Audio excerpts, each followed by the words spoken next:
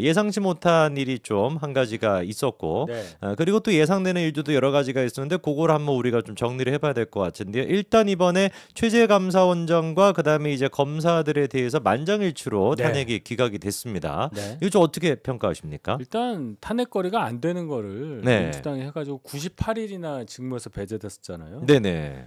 이거는 뭐 탄핵 인용이라는 의견을 낼 수가 없는 사안이에요. 뭐 이재명 수사했다고 뭐 탄핵 사유에 넣은 거 아니에요. 그러니까요. 검사들은 그다음에 이제 감사원장 같은 경우 문재인 정권 때의 뭐 통계 조작이라든지 서해 공무원 피격 사건 관련해서 감사했다고 그거 가지고 뭐 탄핵으로 넣은 거 아니에요. 야, 자기 빌미가, 정권들 감사했다고. 감사원 훈령을 바꿔서 국무총리한테 감사 청구권을 주었다. 그게 어떻게 참 이해가 어이가 안 가요. 없습니다. 그래서 이제 8대 0으로 나온 거고 참 네네. 안타까운 거는 이렇게 오래 걸릴 일인지 모르겠습니다. 이 법원이야 이제 사건이 많아서 그렇다 치는데 네네. 언제 뭐 그렇게 뭐가 많나? 98일이면요 석 달이 넘어요. 그러니까요. 거의 뭐 한 100일 가까이나 시간이 지금 이제 걸린 그렇죠. 것인데, 근데 이번에 이제 그 헌재에서 나온 결정을 보더라도 말씀하신 것처럼 뭐 당연지사로 이게 탄핵이 기각이 됐어야 되는 부분인데, 근데 이제 그 김건희 여사의 어떤 그 검사 수사에 대해서는 또 여지를 남겨놔가지고 민주당 이거를 가지고 또 뭐 여러 가지 얘기를 하더라고요. 뭐 예를 들어서 이번에 헌재가 이런 입장이 있었습니다. 김건희 여사가 시세 조종 사실을 인식했는지 여부 등을 확인하기 위해 김건희 여사 문자나 메신저 내용, PC 기록 등을 확보할 필요가 있는데도 검사들이 적절히 수사하거나 수사를 지휘 감독했는지는 다소 의문이다. 이런 얘기를 하다 보니까 민주당이 이번에 줄줄이 탄핵한 거에 대해서 사과하기는커녕 이것 봐봐라. 헌재도 지금 검사 지금 수사에 대해서 문제가 있지 않냐 뭐 이렇게 얘기하거든요. 그 소수 의견이잖아요. 그리고 결론이 그래요. 이렇게 비난할 수 있고 그 수사가 미진했던 부분에 대해서 지적을 할 수 있는데 이게 탄핵의 방법이 옳지 않다는 거를 얘기하는 거지. 니네가 그래서 탄핵한 게 잘한 거냐라고 물어볼 때는 이게 근거가 되는 거예요. 그래, 이게 의문이 있어. 그렇죠. 근데 왜 방법이 탄핵이야? 이 얘기하는 거잖아요, 우리가. 그렇죠. 국회에서 불러서 따지거나 다른 방법을 쓰면 되는데 왜 직무를 98일이나 정지시키면서까지 이런 허무한 결과 나오게 니네가 만들었느냐. 29번째 한 거 아닙니까? 그러니까요. 여기에 대한 반성을 해야지.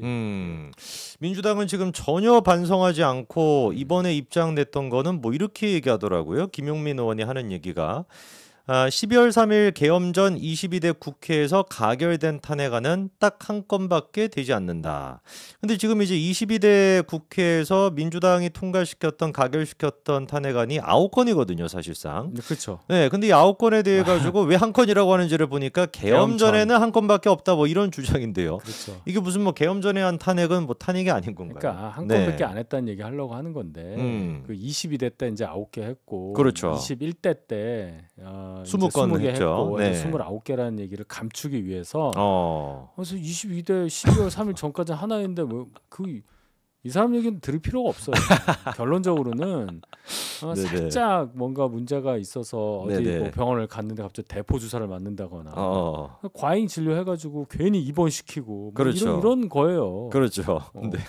필요가 없는 거지. 이 사람 얘기는 들을 필요가 없다라는 말로 정리가 되네요. 도대체 뭐 하는 얘기냐. 김용민 얘기는 들을 필요가 없어요. 그 제가 항상 그 박박 박찬대, 박성준, 그런 얘기 하잖아요. 들을 필요가 없는 얘기였다. 그렇습니다. 근데 지금 이제 그 헌재 문제에 대해 가지고 한동훈 대표 또한 마찬가지로 이제 그 비판의 목소리를 내고 있고요. 이재명 대표의 줄탄핵에 대해서도 이제 비판의 목소리를 내고 있는데. 언론들은 일단 그거를 뭔가 좀 배신자론이라고 하는 거를 희석시키기 위해 가지고 이재명 때리게 하는 거 아니냐 뭐 이런 식으로 또 막 기사를 씁니다. 배신자 프레임이라고 이제 우리가 얘기를 하는데 배신자냐 배신자 프레임이냐 이것도 다른 얘기입니다. 그렇죠. 그렇죠. 다 배신자 프레임이라고 그래요. 다릅니다. 어떤 분이 이제 뭐 배신자다라는 그런 어떤 지적을 받아서 정치 활동이 굉장히 어려워진 분이 있는데 그분하고는 다른 상황이고 프레임이라는 말은 결국 탄핵 결과에 따라서 또 많이 바뀔 여지가 있다고 생각합니다. 그리고 뭐에 대한 배신이냐는 것에 대해서 적절히 안 나오죠. 그냥 그러네요. 생각해 보니까 뭘 배신했냐? 네, 배신자 프레임이라는 말만 하지. 그러네요. 생각해 보니까 그 유모 그분 같은 경우는 그냥 배신자라고 불린다라고 한다면 한동훈 대표는 배신자가 아니라 배신자 프레임이라고 얘기가 나오네요. 자꾸 그 프레임이라는 말을 해요. 그러니까 그렇게 자꾸 연결시키려고 하는 시도를 뭐 이해 아예 못하는 건 아니지만은. 네네. 그 유모 전 의원과는 경우가 다른 게 그분은 탄핵과 관계없이 그 앞에서 이미 대통령과 다른 의견을 내면서 그렇죠. 그냥 얘기하죠. 유승민 전 의원 얘기인데요. 그 15년도 처음에 원내대표를 할 때 여당의 원내대표가 박 대통령의 생각과 다르게 공무원 연금 관련한 거 그 협상을 하면서 대통령 시행령을 국회에서 고칠 수 있도록 그걸 통과시키려고 했단 말이에요. 그 여야 합의가 있어서 그래서 그게 이제 거부권 행사가 됐죠. 그래서 대통령이 배신자는 말을 한 거잖아요. 그렇죠. 그때부터 사실상 배신자로 낙인 찍혔죠. 그러고 탄핵이 된 건 17년도예요. 16년도 12월에 의결이 된 거고. 그러니까 역사가 있는 상황에서 그 일이 있었던 거고. 한동훈 대표는 그런 거 아니잖아요. 그러네요. 그러니까 전혀 다른 얘기다.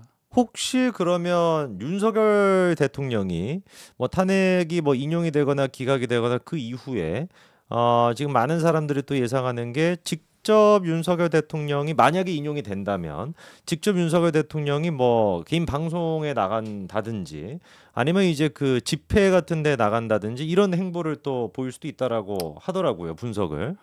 참 예상하기 어렵고 뭐라고 말씀드리기가 참 그런 얘기인데 그래도 대통령을 지내신 분이 자 이게 탄핵 인용됐을 때 얘기하는 거예요. 또 또 뭐라고 하시니까 인용됐다고 가정하고요. 무슨 뭐 특정 뭐 유튜브를 나간다든지 장애 집회 나간다든지 저는 그러지는 않으실 거라고 봅니다. 다만 사저에 아크로비스타에 많은 의원들 또 잠재적 대선 주자들이 가겠죠. 현관문 항상 열려 있겠죠. 그런 거는 충분히 가능하고 그래서 전원 정치 정도는 되지 않을까. 대통령께서 이렇게 말씀하셨고 뭐 그렇게 자랑하는 사람들 많을 거 아니에요. 그렇죠. 이렇고 저렇고 뭐 밖에 기자들 쫙 있고 뭐 주차 뭐 대란 뭐 교통체증 뭐 언덕배기 넘을 때 딱 거기 있거든요. 그러니까 거기. 야 그렇게 되면은 한동훈 대표 입장에서는 그게 유리하게 작용을 할까요? 불리하게 작용을 할까요? 그 이제 많이 이제 문의를 하시는데 저는 어떻게 생각하냐면은 지금 이제 뭐 여러 지지율 막 하는데 이런 거랑 이제 연관시켜서 보시는 분들 이제 많으실 텐데 탄핵이 인용이 된 상황에서의 그런 모습이 보여졌을 때에 이분들은 여러 명일 거예요. 자 잠재적 대선 주자만 생각하면. 윤 대통령 집에 갈 사람과 가서 방문할 사람과 아닌 사람이 나뉠 겁니다. 그렇죠. 제가 볼 때 한 3명 빼고는 다 방문할 것 같아. 3명이라고 하면 안철수, 유승민, 한동훈. 소위 오세훈 시장도 갑니까? 저는 가신다고 봐요. 와, 그래요. 그럼 이제 나뉘죠. 딱 전선이 아주 확실하게 나뉘기 때문에 오히려 요 3분 중에는 한동훈 대표한테 그 초점이 쏠리지 않겠어요? 그렇죠. 3명 중에서는 그렇죠. 보도량을 엄청 잡아먹을 거예요. 1대 다가 되니까. 그렇죠. 그리고 거기에 대한 의미 해석 기사도 많이 나올 겁니다. 그렇죠. 그리고 윤 대통령 그러면 갔는데 그럼 결과적 갔는데 서로 좋은 얘기하려고 갔을 거 아니에요. 그렇죠. 굳이 나쁜 얘기하려고 가지는 않았을 거 아니에요. 그렇죠. 그러면 윤 대통령의 주장이나 윤 대통령 탄핵과 관련된 어떤 탄핵은 안 됐어야 하는데 뭐 저희가 어떻게 하겠습니다라든지 뭐 이런 얘기를 할 거란 말이에요. 그렇죠. 그러면 그때 돌아가는 민심과 그게 맞을 거냐.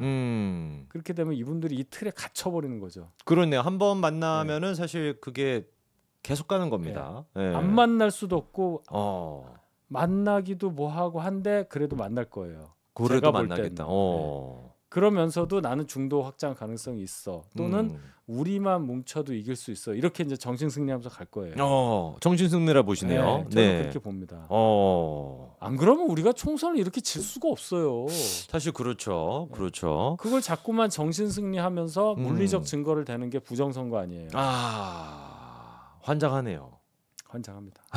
제가 여기 와서 얘기했잖아요. 내 답안지가 잘못된 것 같아. 답안지 보여주니까 여기 풀이 묻어 있고 내가 쓰지 않은 내가 쓴 연필이 아닌데 분명히 내 이름 종류가, 써 있고 막 했는데 나는 이렇게 네. 아주 원을 동그라미를 잘 그리는데 네네. 이거 아닌데 그렇죠. 뭐 이런 얘기 한단 말이에요. 그렇죠. 그리고 선생님 의심하고 선생님 의심하고 학교도 의심하고 정답이 바뀌었다는 네, 그렇죠. OMR 이거 수개표 손으로 채점하자 막 옛날에 이렇게 구멍 뚫어갖고 딱 대고 네네. 뭐 그런 거 있었잖아요. 네네. 아세요? 그거? 잘 모르겠어요. 네, 그런 게 있었어요. 그런 게 옛날에는 있었으니까. OMR이 네. 없어갖고 아하. 칸을 네. 그래서 칸에다 이렇게 칠하는 거였거든요. 그래서 오답을 하는 선생님 겁니까? 채점하려면 어떻게 해? 어. 답을 이 구멍을 내 종이를 네네. 딱 덮어. 네. 그리고 다 있으면은 오고. 벗어나 그- 있으면 그렇게, 틀린 예, 거고. 그렇게 했어요. 네. 야 이거 모르시는구나. 이 20년 차이니까 우리나라 많이 발전했네. 그렇습니다. 자, 그래서 지금 말씀해 주신 거는 결론적으로 한동훈 대표가 만약에 윤석열 대통령이 정치적인 어떤 행보를 보인다라고 해도 그게 오히려 한동훈 대표한테 마이너스가 되기보다는 다른 이제 그 만나러 갔던 주자들 그리고 만나러 갈 주자들이 약간 좀 이제 갇히게 될 그런 어떤 저는 가능성이 그렇게 봐요. 있다라고 정리가 되겠네요. 예, 아주 아주 그럴 가능성이 있다라고.